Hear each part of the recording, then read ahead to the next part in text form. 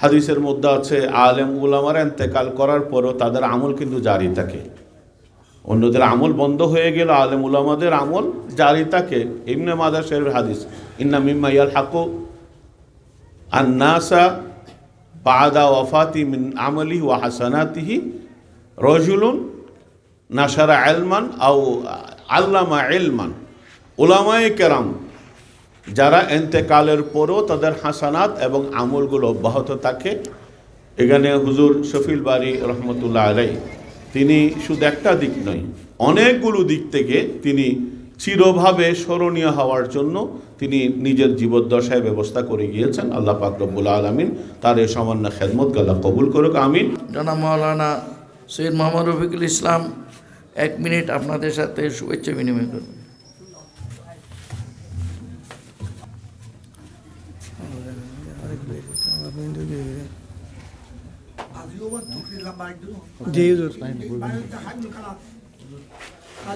আসসালামু আলাইকুম ওয়া রাহমাতুল্লাহি ওয়া বারাকাতুহু। আলহামদুলিল্লাহ ওয়াসসালাতু ওয়াসসালামু আলা রাসূলিল্লাহ ওয়া আলা আলিহি ওয়া আসহাবিহি আজমাইন। আপনারা অনেকক্ষণ পর্যন্ত এখানে অপেক্ষা করছেন শুধুমাত্র আমাদের আল্লামা সৈয়দ শফিউল বারী রহমতুল্লাহ আলাইহির স্মরণে। আল্লাহ ওনাকে মর্তবা বুলন্দ করে দিক, সবাই বলেন আমিন।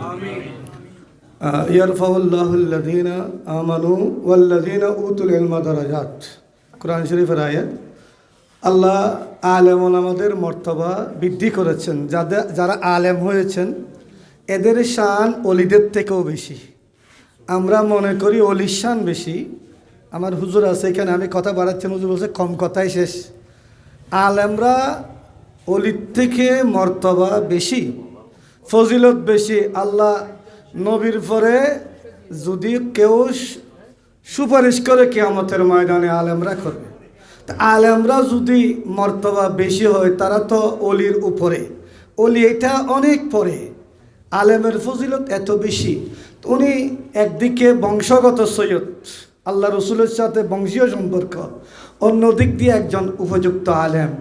এবং ওনার জামাত আমাদের শেখ মোহাম্মদ আরিফুর রহমান, জামাতও আলেম। এদিক দিয়ে পরিবারে অনেক আলেম। এই আলেমের ভিতরে একজন আলেম, উনি অলিদের অলি। আল্লাহ আমাদের সবাইকে এই অলিকে স্মরণ করে নিজের জীবনকে গড়ার তৌফিক দান করুক। আসসালামু আলাইকুম রহমতুল্লাহ। এলাকার কৃতি সন্তান আলহাজ মোহাম্মদ রাশেদুল ইসলাম চৌধুরীকে।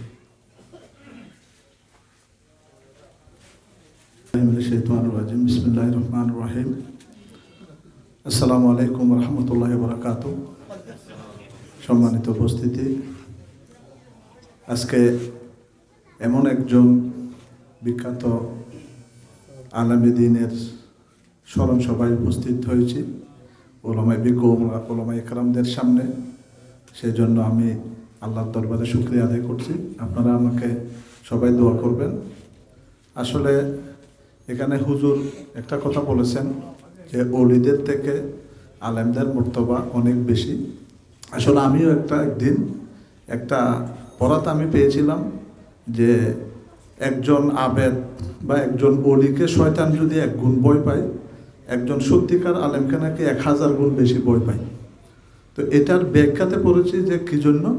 এটা হলো যে একজন আলেম, সত্যিকার একজন আলেম যদি ওনার লেকচারের মাধ্যমে, ওনার নসিহতের মাধ্যমে আসলে একটা সমাজকে পরিবর্তন করে দিতে পারে।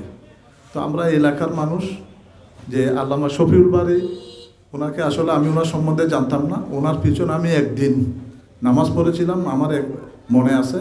আসলে ওনার পিছনে নামাজ পড়ে সত্যি বলতে কি আমি মানে আমার একটা অন্যরকম একটা অনুভূতি মানে কাজ করেছিল। আমি দেখলাম এরকম মানে গলাও এরকম না, মোটামুটি একটু পরে, কিন্তু কি জানি মানে একটা অন্যরকম অনুভূতি আমি পেয়েছিলাম। এবং ওনার জানাজায় উপস্থিত ছিলাম। পরিশেষে ওনার আজকে যে ওনার জীবনী সম্বন্ধে যে আলোচনা করলেন, তো আমরা আশা করি ওনার জীবন থেকে আমরা শিক্ষা নিয়ে আমাদের জীবনটা সুন্দরভাবে পরিচালনা